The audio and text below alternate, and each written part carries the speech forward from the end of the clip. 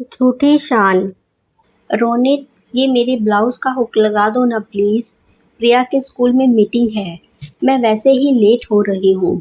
समिता ने बड़े प्यार से शरारती अंदाज से रोनित को आवाज दी, पर आज रोनित की बात समिता को अंदर तक आहत कर गई। रोनित को पता नहीं किस बात पर इतनी झुंझलाहट आ रही थी कि उसने वहीं बैठे बैठे चिल्लाते हुए कहा, ऐसे कपड़े ही क्यों पहनती हो जिसमें दूसरों की मदद लेनी पड़े। समिता की आंखों से टप टप आंसू बहने लगे। उसने जल्दी से एक सूट निकाला और तैयार हो गई। रास्ते में समिता यही सोचती रही कि रोनित कितना बदल गया है। शादी से पहले हर समय उसके साथ रहने के बहाने ढूंढता रहता था और शादी के बाद भी इतने प्यार से जबरदस्ती समिता को बोला था कि तुम अपने लिए एक बैकलेस ब्लाउज बनवाया करो जिसमें सिर्फ एक दो हुक हो, ताकि जब भी तुम मेरी मदद मांगो तो मैं मैडम की खिदमत में हाजिर हो सकूं। अब रोनित कितना बदल गया है। हर बात में गुस्सा करना, कभी हाथ में जो भी सामान हो उसे फेंक कर मारना। कल रात को सब्जी में जरा सा नमक कम रहने की वजह से गुस्से में खाने की भरी हुई प्लेट ही फेंक दी। दोनों बच्चे कितना डर गए थे, सहम कर मेरे पीछे आकर खड़े हो गए थे। समिता ने सोचा मैं कितना मना करती थी रोनित को फालतू खर्चे करने को, पर उसे तो ऐशो आराम की जिंदगी इतनी पसंद थी कि लोन लेकर बड़ी सी गाड़ी, बड़ा सा घर, विदेश ट्रिप और भी ना जाने क्या क्या। कभी अपने ऊपर रोक ही नहीं लगाई और हर थोड़े दिन में जॉब बदलना कि मैं एक कंपनी में ज़्यादा दिन काम नहीं कर सकता। अच्छी खासी लगी लगाई जॉब उस नई कंपनी के चक्कर में, और वो कंपनी कुछ ही दिनों में बंद हो गई और अब नौकरी है नहीं। लोन देने वाले अपना पैसा लेने के लिए सर पर खड़े रहते हैं तो सारा गुस्सा मेरे ऊपर निकाल देते हैं। मुझे भी कोई अच्छी नौकरी तो मिल नहीं पा रही है। जितनी सैलरी मिलेगी उतनी तो आने जाने में, बच्चों को डे बोर्डिंग में डालने में, उनकी ट्यूशन लगाने में ही निकल जाएगी।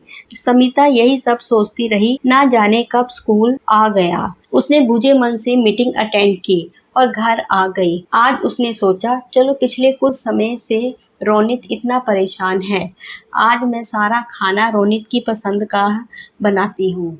उसने अपने दोनों बच्चों 4 साल की प्रिया और 6 साल के माधव को दूसरे कमरे में जल्दी ही सुला दिया। बहुत अच्छे से तैयार हुई, घर की सभी लाइटें बंद कर दी और थोड़ी सी मोमबत्तियां जला दी। तभी बेल बजी। समिता ने मुस्कुराते हुए दरवाज़ा खोला। रोनित भी आज बड़े मूड में लग रहा था। उसने बड़े प्यार से समिता को गोद में उठा लिया और सोफे पर लिटा दिया और बोला, मैं सबके लिए खाना और आइसक्रीम लाया हूँ, जल्दी से बच्चों को बुलाओ। समिता ने कहा, आज मैं तुम में खोना चाहती हूँ, इसीलिए मैंने बच्चों को जल्दी सुला दिया। रोनित कुछ बड़बड़ाता हुआ बच्चों को उठाकर बाहर ले आया और अपने हाथों से सबको खाना खिलाने लगा। उसने समिता के भी मना करते करते उसे भी खाना खिलाया और उन सबका मन ना होने पर भी उन्हें आइसक्रीम खिलाई। थोड़ी देर बाद बच्चों के मुंह से खून आने लगा और समिता को भी सांस लेने में मुश्किल होने लगी।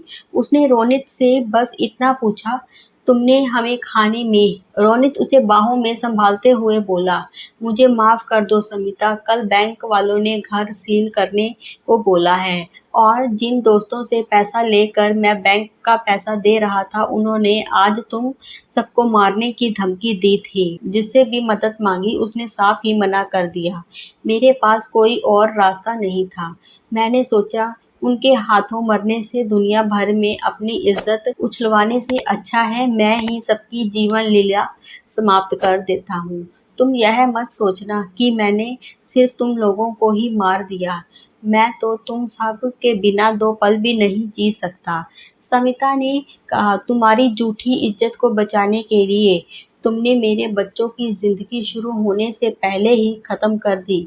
बस समिता इतना ही बोल पाई थी कि उसने भी दम तोड़ दिया। बच्चों की जीवन लीला पहले ही समाप्त हो चुकी थी। रोनित ने एक लंबा सा पत्र लिखा जिसमें अपनी और अपने बच्चों की मौत का जिम्मेदार उसने खुद को ठहराया और खुद भी वो पंखे से लटक गया। अगले दिन जब मेट के बहुत देर तक बेल बजाने पर भी दरवाज़ा नहीं खोला गया तो पुलिस की मदद से दरवाज़ा तोड़ा गया और रोज़ की तरह यह खबर की एक खबर बनकर रह गई कि एक हँसता-खेलता परिवार समाप्त हो गया। धन्यवाद।